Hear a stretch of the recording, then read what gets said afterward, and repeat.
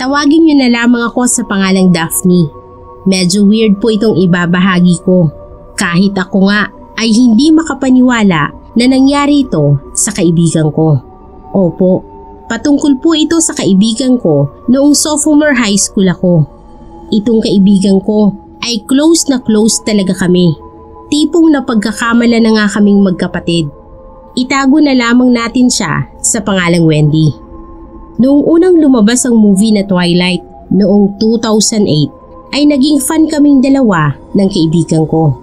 Naaalala ko, bumili pa kami ng DVD noon at makailang beses na pinanood.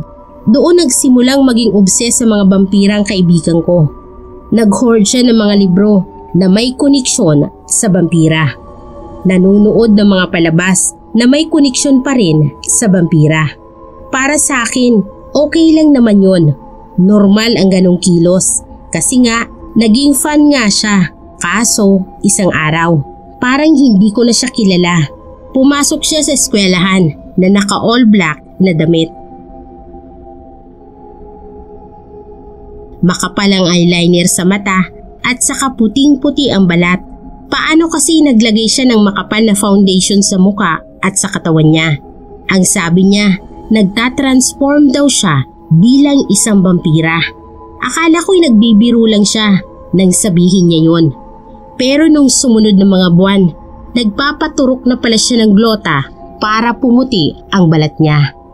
Nagpaayos na din siya sa dentista ng ipin niya para ma-achieve niya yung ngipin ng isang vampira na gustong-gusto niya. Nag-aalala na rin ang parents niya kasi hindi na raw kumakain si Wendy. Ang iniinom na lang daw nito ay yung cranberries juice dahil kulay red daw. Tapos kapag kinakausap ako ni Wendy, palagi niyang sinasabi na isa na lang daw ang kulang para maging vampira siya. Yun ay ang uminom siya ng dugo ng hayop at ang susunod ay sa tao. Doon mas malala ng sitwasyon ni Wendy kasi ibang-iba na talaga siya. Parang nababaliw na siya na hindi maintindihan. Bigla na lang hindi siya makausap ng maayos. Nakasara ang lahat ng bintana sa kwarto. Nagkukunwari ito na nasasaktan kapag tumatama sa balat niyang sinag ng araw na parang nasusunog siya kahit wala naman talagang nangyayari. Ilang beses na din siyang nahuli ng parents niya na kinakagat yung alagang aso at sinisipsip ang dugo. Pati din daw yung pusa nila. Sumisigaw si Wendy kapag inilalayo sa kanya yung alagang kinakagat niya. Tapos pinakamalala, umabot na sa puntong kinagat niya rin yung balikat ng kapatid niya at sinipsip ang dugo. Ang sabi ko sa parents ni Wendy, kapag siguro akong kumausap ay makikinig siya. Pero noong nakita niya ako ay agad niya akong niyakap. Pero laking gulat ko nang kinagat niya ang liig ko. Hindi naman masyadong nagdugo yun dahil naitulak ko agad. Kinumbinsin niya kasi na isa na rin daw siyang immortal na kahit saksakin niya pa raw ang sarili niya ay hindi siya mamamatay. Doon talaga kami kinabahan kasi nawawala na talaga siya sa sarili niya. Para mapatunayan na immortal nga siya ay laking gulat namin nang magpatihulog siya sa second floor ng bahay. Sa awa ng Diyos, nakasurvive naman po siya pero hindi gumising ng ilang buwan. Nag 50-50 ang buhay niya pero buti na lang talaga nakaligtas siya. Nakaligtas siya hindi dahil totoong vampira na siya kundi dahil naisugod agad siya sa pagamutan. Sabi ng doktor, nagsisimula na daw ang obsession at nauuwi na sa ilusyon ang mga nangyari sa kaibigan ko. Kapag gumising daw ito ay kinakailangan ng ipatingin sa isang psychiatrist. Wala na akong balita sa kanya ngayon kasi lumipat na rin kami noon bago pa siya maka-fully recover. Wala na rin kaming contact sa isa't isa pero sa kabila ng mga nangyari, mananatili pa rin kaming magkaibigan.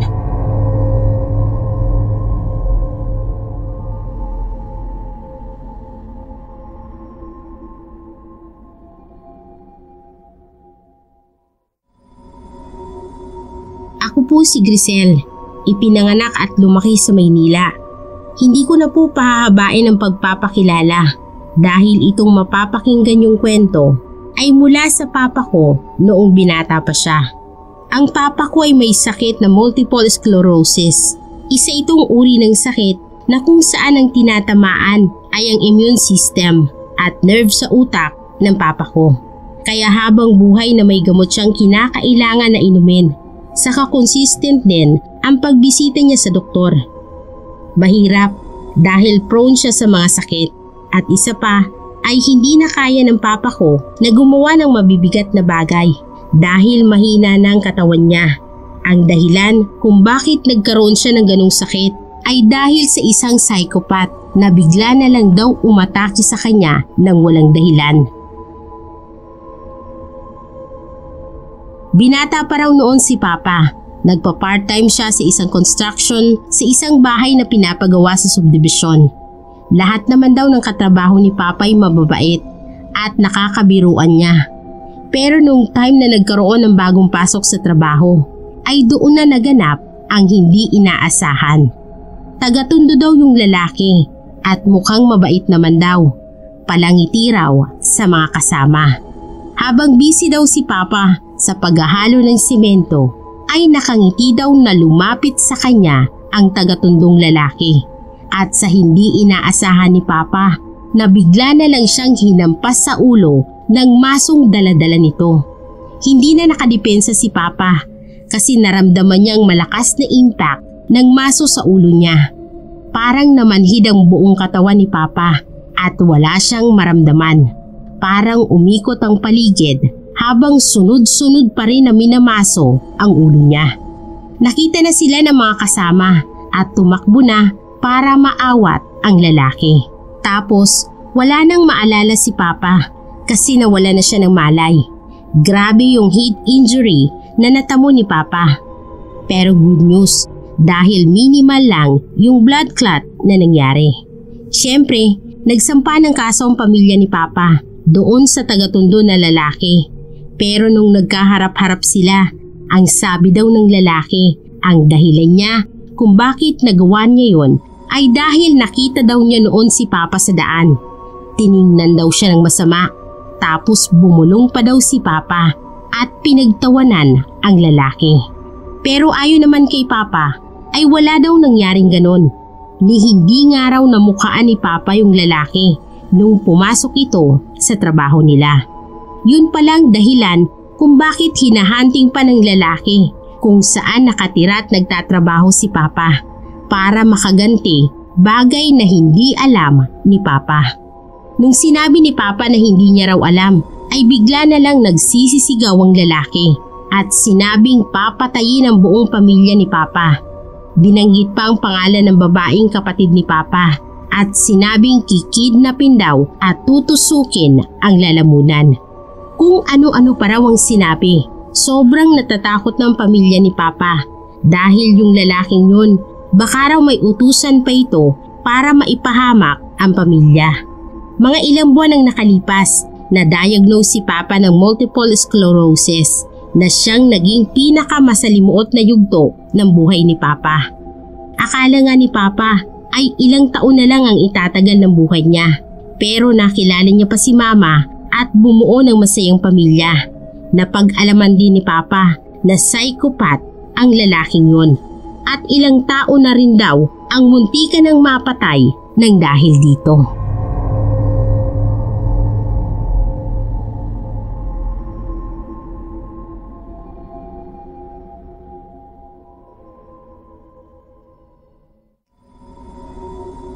Eliany ang pangalan ko. 33 years old na ako at itong channel yung nagsisilbing therapy ko pagkatapos ng work. Matagal na rin na gusto kong mag-share ng experience ko. Pero medyo nahihiya lang ako. Baka kasi hindi mabasa. Pero ngayon ay susubukan ko na. Hindi ko makakalimutan. Noong first year college ako sa kursong accountancy. Meron kasi kami noong seating arrangement. Depende sa gusto ng professor. Kaya sa isang subject namin ay may seating arrangement kami. Tapos dun ko siya naging katabi.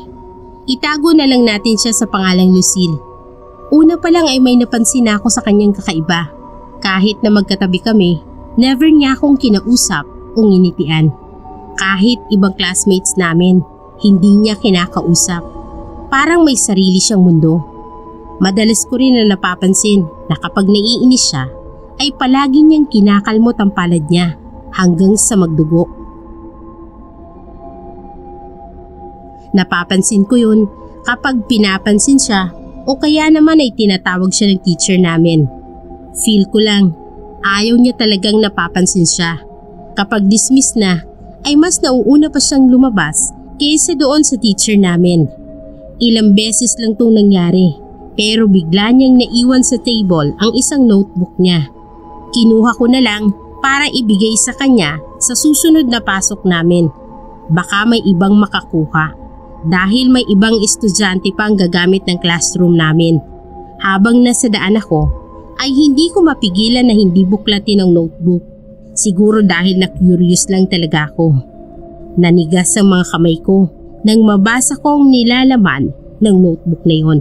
Sa loob ng notebook, nakasulat kung paano niya kikitli ng buhay ng professor namin. Nakaskets pa dun at sa dulo ng pahina ay may nakasulat na hindi ko maintindihan kasi ibang language ang ginagamit. Pagka-uwi ko sa boarding house, sinubukan kong i-google at nalaman ko na ang gamit niya ay Croatian language. Noong i-translate ko yung nakasulat, mas lalo akong kinilabutan mga kapasta. Parang ang ibig sabihin ay tinatawag niya ang isang diablo. Tapos may patak-patak ng dugo sa susunod na pahina. Nakakanginig talaga. Pasensya na po mga kapasta.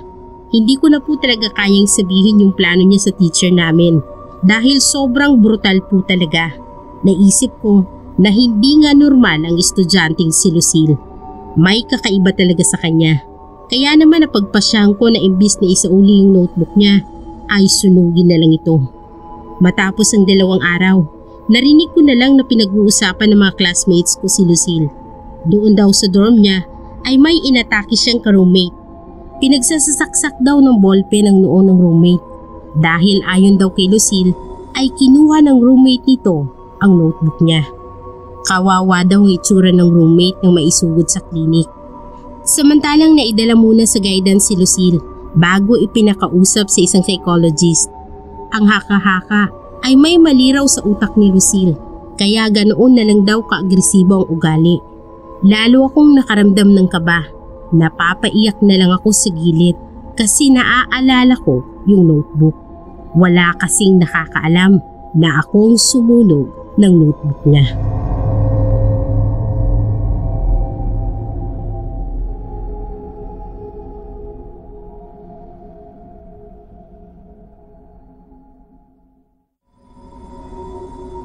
Siguro'y kasalanan ko rin talaga itong nangyari sa akin.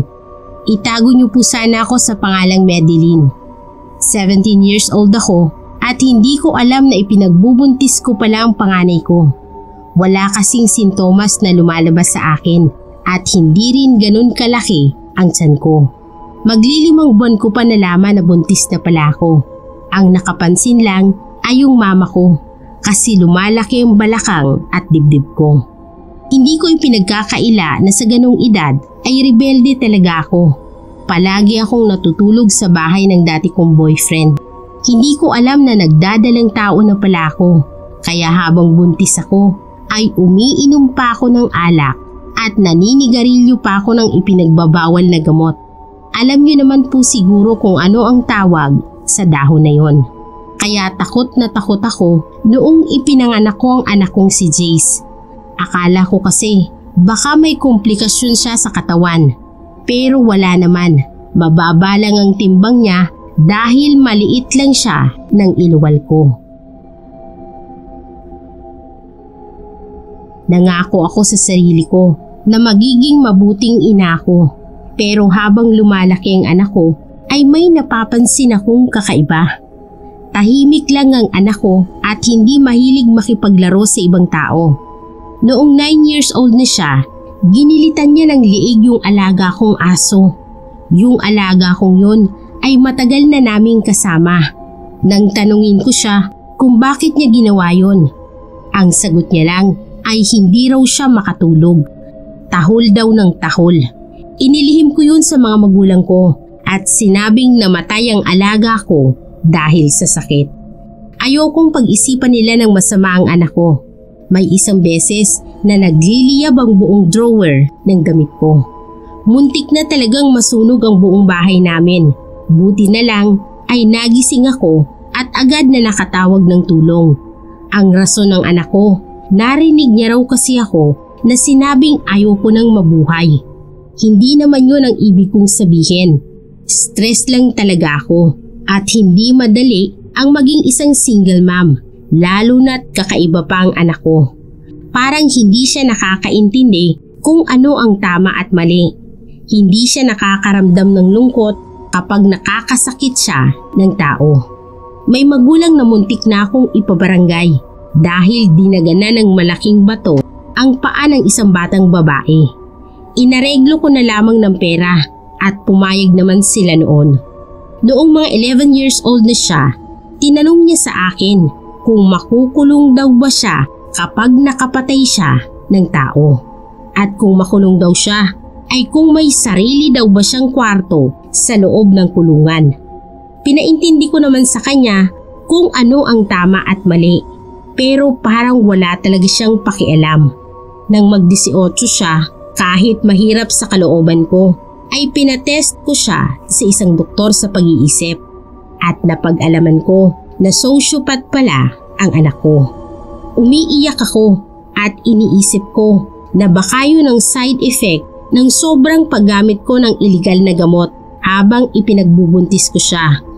Ang sociopath ay isang kondisyon sa utak kung saan walang kakayahang makaramdam ng awa at galit. Wala rin siyang kakayahan na intindihin kung ano ang tama at mali sa ginagawa niya. Madalas ay wala silang pakialam sa paligid, basta magawa niya lang ang gusto niya. Gayunpaman ay hindi ko sinukuan ang anak ko. 21 years old na siya ngayon. Sa tulong ng treatment tulad ng therapy ay namumuhay naman ng maayos at parang normal ang anak ko. Kaya sana huwag nating sukuan at sisihin ang mga taong may ganitong uri ng kondisyon. Kasi sa totoo lang, hindi silang may kasalanan kung bakit ganun sila.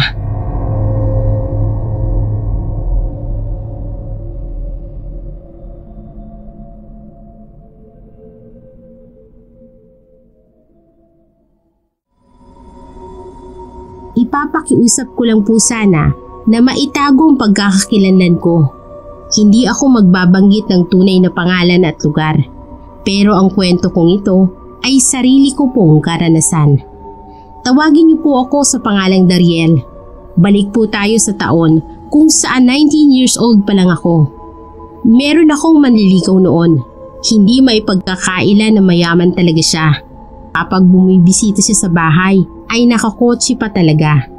Tuwang-tuwa ang mga magulang ko sa kanya kasi palaging may dalang prutas at chocolate. Napipressure ako noon na sagutin siya kasi madalas kong magregalo siya branded na mga gamit sa magulang ko. Sa totoo lang, hindi ko talaga siya type, lalo na at sobrang laki ng age gap namin. 19 years old ako, tapos siya naman ay 30 years old. Pero lagi akong sinasabihan ng mga magulang ko na sagutin ko na daw dahil wala na raw akong makikitang ganong klase ng lalaki.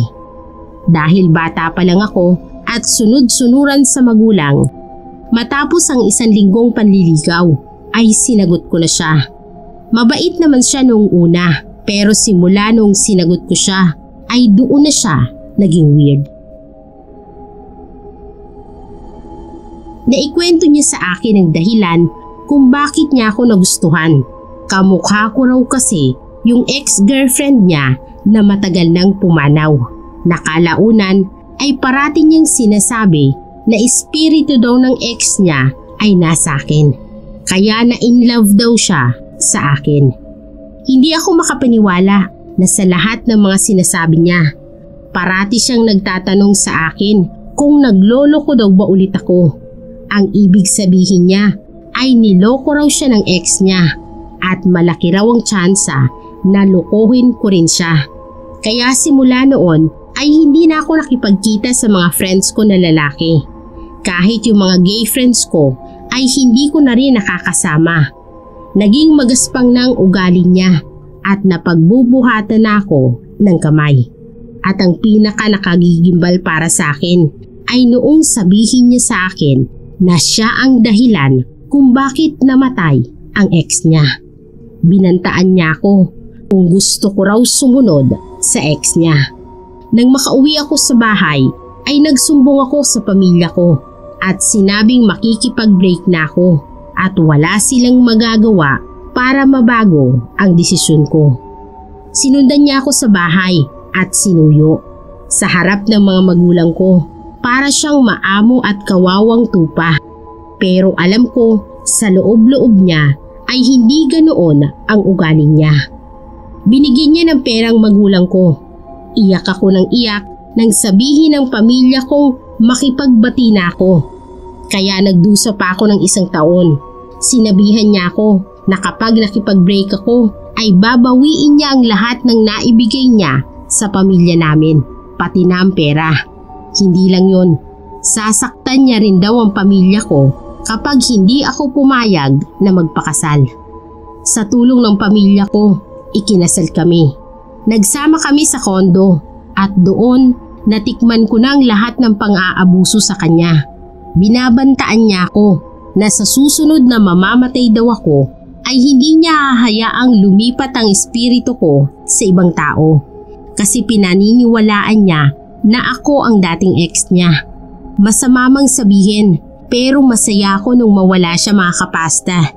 Siguro tadhana na rin ang gumawa ng paraan. Lahat ng business niya ay illegal. Nung huling punta niya ng Europe ay napatay siya habang nakikipag-deal sa ibang drug dealer. Ang maganda lang sa lahat ng nangyari sa buong pagsasama namin dahil napunta sa akin ang lahat ng yaman niya.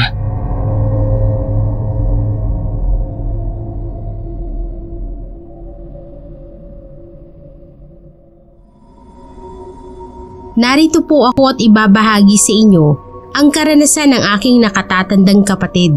Sana po'y maitago niyo ang kuya ko sa pangalang Oliver. Mababang self-esteem ng kuya ko dahil siguro sa experience niya noong mabasted siya.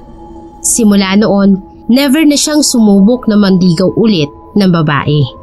Dinaan niya lang tuloy sa internet ang paghahanap niya ng girlfriend. May nakilala siyang babae sa Facebook. Yung babae raw ang nag-add sa kanya at unang nag-chat, nagpasalamat dahil inaccept agad ni kuya. Ang pangalan nito ay Marisa. Gandang-ganda si kuya sa kanya. Pinakita pa nga sa akin ang picture at totoo naman. Mukhang model siya sa mga picture na pinopost niya sa Facebook. Nagkamabutihan sila ni kuya at talagang napansin ko na halos buong araw ay kachat ni kuya si Marisa. Ang hindi ko alam ay palaging pinapaloadan ni kuya ang babae. Sinisendan niya rin ng pera sa GCash kasi nagkasakit daw. Ang nakapagtataka, never pang nag-video call ang dalawa. Palusot ni kuya, mahiyain daw kasi si Marisa. Magkikita na lang daw sila sa personal kapag nakapag-decide na sila. Habang tumatagal ay hindi namamalaya ni kuya na inaabuso na siya at pineperahan na lang. Panay ang hingi ng pera, kesyo nagkasakit daw ang nanay at kailangan na kailangan daw nila. Nagpapaawa pa kay kuya na kung hindi makakahanap ng paraan si Marisa ay mapipilitan daw itong ibenta ang katawan niya. Siyempre ayaw mangyari yun ni kuya at agad na nag-send ng pera.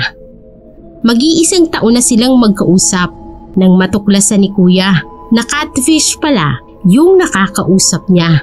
Nakita niya kasi ang original account ng totoong may-ari ng picture ni Marisa. Sa galit ni kuya, naghanap siya ng paraan kung paano siya makakaganti. Naisip niyang ipakulam ang nanloko sa kanya. Sinamahan ko pa nga si kuya doon sa mangkukulam. Ang pinapagawa kay kuya ay pinapaisip sa kanya kung sino yung nanloko sa kanya habang tinutusok ng malaking krayom sa kamay si kuya. Muntik nang mag-back out si kuya. Baka kasi imbes na makahiganti siya ay siya pa yung masaktan. Pero nagpaliwanag naman ang matanda at sinabing magtiwala daw sa kanya. Hindi raw magiging mabisa ang kulam kapag hindi kami naniniwala. Natatakot nga ako, pero at the same time, namangha rin ako kasi hindi si kuyang nasasaktan, kundi yung taong nanloko daw kay kuya. Wala ring bakas ng sugat, dugo o pamumula ng mga kamay si kuya. Ayon sa mangkukulam, mamamagaraw ang kamay ng nanloko sa kanya ng ilang linggo. Makakaramdam daw ito ng labis na pananakit at hindi raw yun titigil hanggat hindi humihingi ng kapatawaran kay kuya. Naisip namin tuloy, paano namin malalaman kung success ba yung kulam? Kung nakapaghiganti nga ba si kuya? Pero makahulugan ang binitawang salita ng matanda. Malalaman din daw namin yon sa mga susunod. Ngunit nagulat kaming lahat kasi namaga at lumobo ng todo yung kamay ng isang barkada ni kuya. Yun pala yung nantrip sa kuya ko. Plano lang daw ng barkada niya na lokohin si kuya ng ilang araw lang para ipang-asar kay kuya.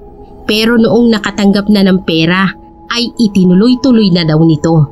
Umamin na rin na ito yung nanloko kay kuya, bagay na ikinagalit lalo ng aking kapatid.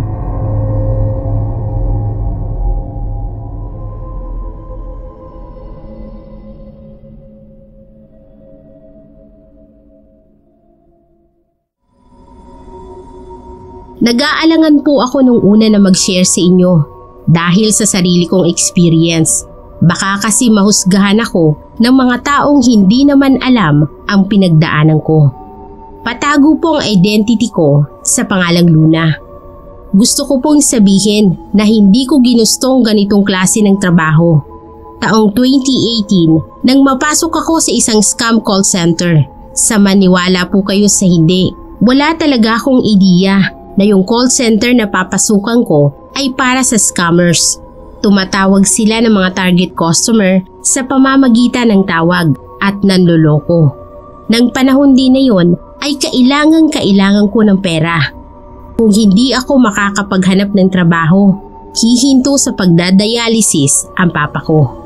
Kaya kahit gusto kong mag-back out noong nalaman ko kung ano ang nature ng trabaho ko, ay itinatak ko na lamang sa isip ko na habang wala pa akong nakikitang ibang trabaho ay doon na muna ako.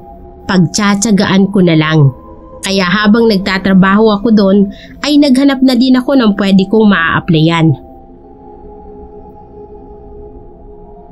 Hindi ako sanay na manloko ng tao, kaya umiiyak ako kapag may naloloko ako at malaking halaga ng pera ang napupuslit namin. Ako kasi yung isa sa mga naka-assign na kakausap sa target. Hanggat maaari ay hindi ko pinapahalata na kinakabahan ako, lalo pat alam kong pagagalitan ako. At dumating na nga yung pinaka nakakatakot kong experience. Matandang babae ang nakausap ko sa kabilang linya. Rinig na rinig ko yung tuwa niya nang malaman niyang nanalo siya sa isang promo. Ipangdadagdag niya raw sa pagpapagamot niya sa sakit niya. Panay ang pasalamat niya sa amin. Nang oras na yun, nagdadasal ako na sana'y hindi niya kagatin yung panloloko namin. Gusto ko na talagang i-end na lang yung tawag, pero may mga katim ako at nakikinig at nakaredy na. Successful naming nakuha ang pera na nasa 100,000 din yun mahigit. Kaya tuwang-tuwang mga kasama ko kasi magkakaroon kami ng komisyon. Habang ako ay hindi maalis-alis sa isip ko kung papaano na lamang kung hindi nakapagpagamot ang matanda. Nagdaan ng ilang linggo ay umiiyak ang kapatid ko habang nagpapaalam na pupunta raw siya sa bahay ng kaibigan niya. Namatay daw kasing mama ng kaibigan niya. Iyak siya ng iyak kasi parang nanay na rin daw ang turing niya dito dahil sobrang bait daw talaga nun. Tinanong ko kung anong ikinamatay. May sakit naman daw talaga ito noon pa. Ayaw lang nilang i-disclose kasi yung sakit na yon kailangang continuous ang pagpapagamot. Ang kaso nga lang daw na scam daw yung mama ng kaibigan niya at nalimas ang 100,000 pera. Narinig ko pang isinumpa ng kapatid ko yung scammer. Kung sino man daw yung scammer na yon, ay sana'y mamatay na din sila. Galit na sabi ng kapatid ko. Gusto kong maiyak. Ayoko man malaman pero may kutob ako na baka kami yung nang-scam doon sa nanay ng kaibigan ng kapatid ko. Lakas loob kong tinanong kung ano ang pangalan ng nanay ng kaibigan niya. At doon, nanghina ang mga tuhod ko, kapasta. Kasi yun ang pangalan ng matandang babaeng naloko namin kamakailan lang. Pakiramdam ko, pumatay ako ng tao. Agad akong nag-quit sa trabaho ko. Bit-bit yung konsensya ko. Nang nakilamay ako, ay hindi ako makatitig sa matanda. Nadepress ako at naririnig daw ako ng mga magulang ko tuwing gabi na paulit-ulit ko daw na sinasabi ang salitang pumatay ako. Pagkatapos, humingi ako ng tawad. Dahil din sa sinabi ng kapatid ko, ang pakiramdam ko ay umikli na ang buhay ko.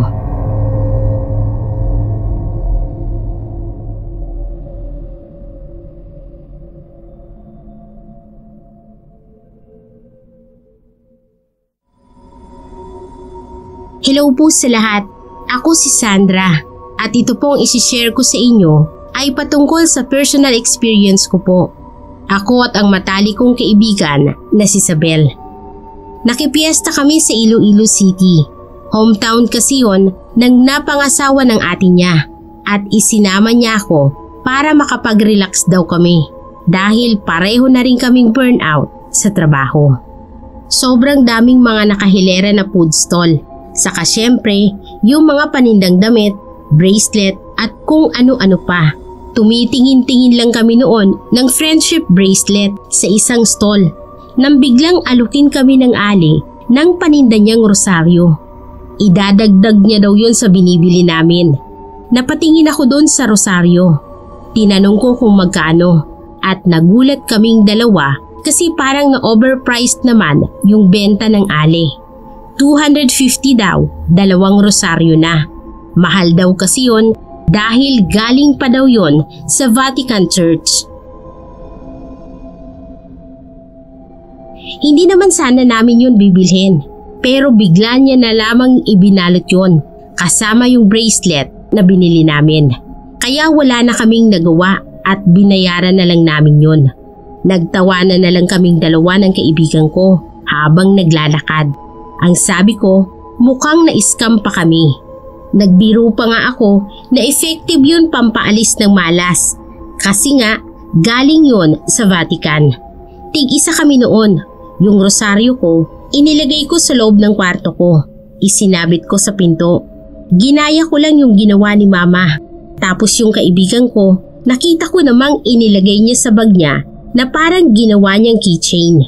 After nun, bigla na lang akong nakakaramdam na parang may palaging nakatitig sa akin sa gabi. Tapos si Mama biglang nagkukwento na kung minsan daw ay may nakikita siyang matangkad na lalaki doon sa pinto ko. Yung pamangkin ko na 3 years old noon, ayaw na ayaw pumasok sa kwarto ko. Hindi ko alam kung anong nakikita niya at takot na takot siya. Pumapalahaw siya ng iyak at tumatakbo palayo. Ang sobrang nakapagtataka ay pareho kami na experience ng kaibigan kong si Isabel. Siya naman, paglalabas siya ng bahay, kapag may nakikita siyang aso o kaya'y pusa, takot na takot daw sa kanya at biglang tumatakbo. Animal lover yung kaibigan kong yun. Malapit ang loob niya sa mga hayop, kaya laking pagtataka niya dahil sa nararanasan niya. Naikwento ko lahat kay Mama, kaya recently ko lang nalaman. Noong sabihin sa akin ni Mama na kunin ko raw yung rosaryo at titingnan niya. Nagulat ako nung sabihin niya na kaya raw pala mabigat ang pakiramdam niya tuwing papasok siya sa kwarto ko. Yung nakasabit daw na rosaryo sa pinto ko ay rosaryo ng demonyo. Ipinaliwanag sa akin ni Mama kung ano yung pinagkaiba ng 2 rosaryo. Yung rosaryo daw ng demonyo ay may 4 na araw sa bawat sulok ng krus at may simbolo ng ahas dito. Kung itatago ko raw yun ay malamang ay mamalasin ako at magiging lapitin ng disgrasya. Pinakita namin ang rosaryo sa kakilala ni Mama na lay minister at nakumpirma nga na rosaryo daw yon ng demonyo. Sinurrender namin yon para matingnan ng pare at mabasbasan upang mawala ng bisa sa kanila i-dispose. Isinama ko na rin yung rosaryo ng kaibigan ko. Nagulat nga din siya nung nalaman niya. Buti na lang daw at walang nangyari sa amin na masama.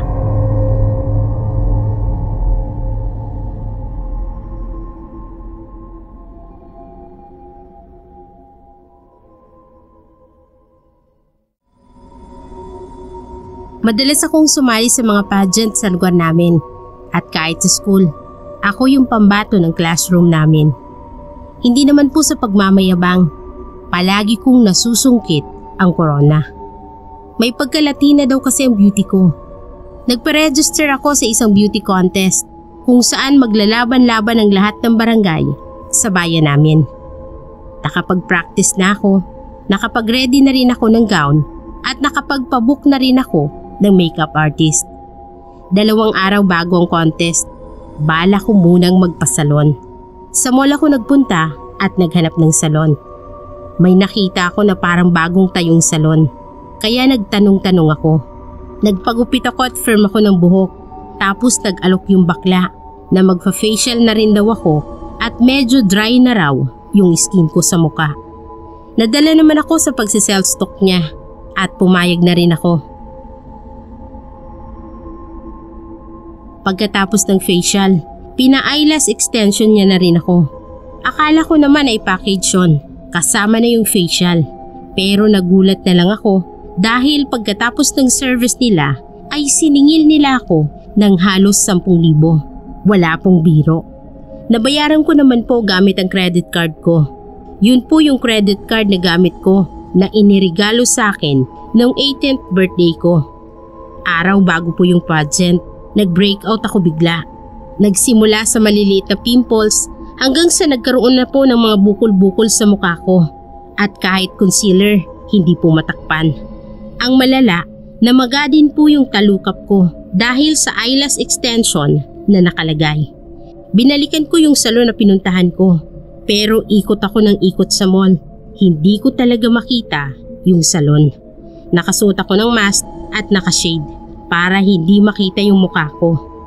Habang nag-iikot ako sa mall, may matandang lumapit sa akin. Tinitigan niya ako, sabay sabi, napagkatuwaan daw ako ng aswang. Kinilabutan ako dahil doon ay hindi ako natuloy sa contest. Nag-withdraw na lang ako sa pageant. Nakakahinayang dahil bala ko pa sanang sumali sa mas malaking pageant. Pero nagalit yung parents ko. Magrireklamo daw sila sa salon dahil sa ginawa sa akin. Pero hindi ko po talaga maintindihan mga kapasta kasi nawawala na yung salon. Tapos tatanungin sa akin kung anong itsura yung nag-ayos sa akin, saka kung anong pangalan ng salon. Nakalimutan ko na po talaga. Kahit anong isip ko ay hindi ko talaga matandaan yung details na yon, which is nakapagtataka. Pinasok nga namin ang lahat ng salon doon sa mall. Pero hindi ko talaga mamukhaan yung nag-ayos sa akin. Wala rin kaming nagawa. Ilang beses na rin na may matandang nagsabi sa akin na napagkatuwaan daw ako ng aswang. Kahit anong gawin ko raw ay hindi ko talaga makikita ang hinahanap ko. Iniyakan ko talaga ang itsura ko, saka ang opportunity na sana ay nahawakan ko. May gusto rin sana na kumuha sa akin na mag-model ako ng isang sikat na products. Pero dahil nga sa nangyari sa itsura ko, kinailangan kong i-cancel. Lalo pat sobrang tagal bago naghilom yung mga bukol-bukol sa mukha ko. Sabi ng mami ko, mukhang nainggit daw sa ganda ko para hindi ako makasali sa pageant. Huwag daw akong mag-alala kasi itong nangyari sa akin ay maghihilom pa raw at muling may kakatok na bagong opportunity. Pero ang kaluluwa ng aswang na nantrip sa akin, habang buhay daw yun na magdurusa.